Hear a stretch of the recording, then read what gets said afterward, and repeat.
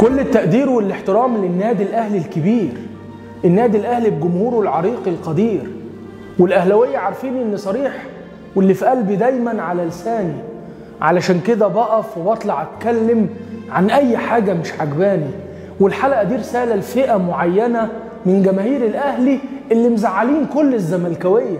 رسالة النهاردة لكل العالم اللي مش متربية. شيكابالا بالنسبة للزمالك وجمهوره حاجة في منتهى الأهمية، بنحبه زي ما انتوا بتحبوا أبو تريكة وبركات. شيكا موهبة اسألوا عنها في كل الملاعب والاستادات. شيكابالا ما يتهنش كده، حتى لو ليه بعض السقطات، حتى لو ليه معاكم مواقف وحشة وشوية سلبيات. عيب لما تجيبوا كلب وتلبسوه أبيض وبشيكابالا تشبهوه. عيب لما تتهموه في شرفه وقدام مراته وابنه على فترات مصممين تهنوه. اللاعب ده لحم ودم، بيحس وبيتأثر باللي حواليه، ما بالك لما حضرتك كل فترة مصمم تقل أدبك عليه، مصمم تهينه في شرفه وعرضه وشكله ولونه، ولما يطلع بتصرف غلط يبقى من الضغط عليه الله يكون في عونه. بعد الخوض في الشرف ممكن البني آدم يستحمله، ليه مصممين على فترات نهين الراجل ده ونبهدله؟ الله يرحمها اللي بتقعدوا تشتموه بيها بدل ما ندعي لها ونترحم عليها. شيكابالا دلوقتي عند ربنا، والميت برضه ليه حرمته. ليه مصممين كل مرة تستفزوه وتتعبوا نفسيته؟ كلنا بعد أي ماتش بنهزر ونحفل على بعضينا، وأنا أهو الواحد بخرج أهزر، وهو كيمو بيضحكنا ويسلينا. بس ليه مصممين نخرج أسوأ ما فينا؟ أصل اللي بيحصل مع شيكابالا بجد إهانة كبيرة لينا، إهانة مش للزمالك بس، ده لمصر كلها. لما حضرتك تشبه بني آدم بكلب يبقى ملعون أبو أم الكورة نفسها، تغور الكورة اللي بسببكم كرهتها.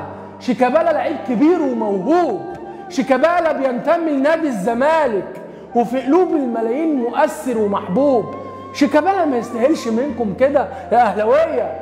شيكابالا يوم مجزرة بورسعيد عمل موقف في منتهى الرجولة والشهامة والإنسانية. شيكابالا رفض يكمل مباراة الإسماعيلي يوم ما عرف إن في ناس ماتت في المدرجات. شيكابالا راح النادي الأهلي وكان أول الناس اللي ساهمت بتبرعات. شيكابالا عنده زوجة وابن، عيب لما يشوفوا كم هذه الإهانات.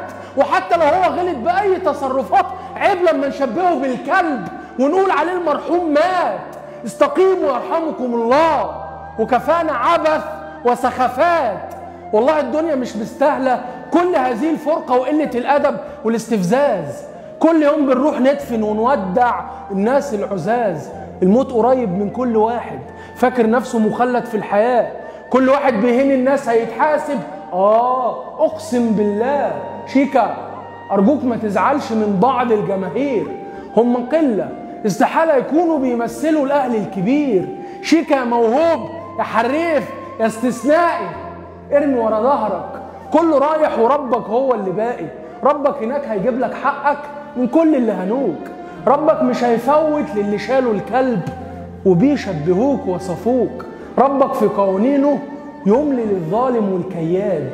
ربك هيجيب لك حقك، بس كل حاجة عنده بحسابه وميعاد.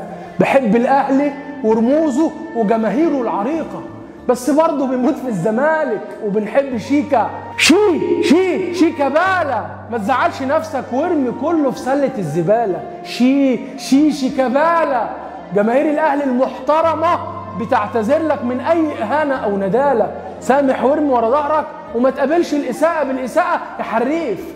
وكفاية الجون اللي انت جبته يا رشيق يا سريع يا خفيف. أقول لك علشان الموضوع ده تقفله وتنساه، فمن عفا وأصلح فأجره على الله. ركز مع الزمالك وخليك لعيب فقط لا غير، وهي دي سنة ربنا. عمرك ما هتعجب كل الجماهير، هي الدنيا كده، ناس تحبك وناس هتعيش وتموت كرهاك. ما تزعلش يا شيكا، الناس كلها بتدعمك ومعاك. المهم تمسك نفسك وترمي وراك، لأن اللاعب قدوة مهما شاف وتهان. اللاعب كل تصرف منه لازم يخرج بميزان. رسالة دعم لشيكابالا الحريف الموهوب ابن الزمالك الكبير، رسالة حب صادقة من ملايين الجماهير. أما العالم إياها اللي ما عندهمش لا أخلاق ولا تربية ولا دين، بكرة يتحاسبوا لما يبقوا هم اللي ميتين. سلام عم الموهوبين.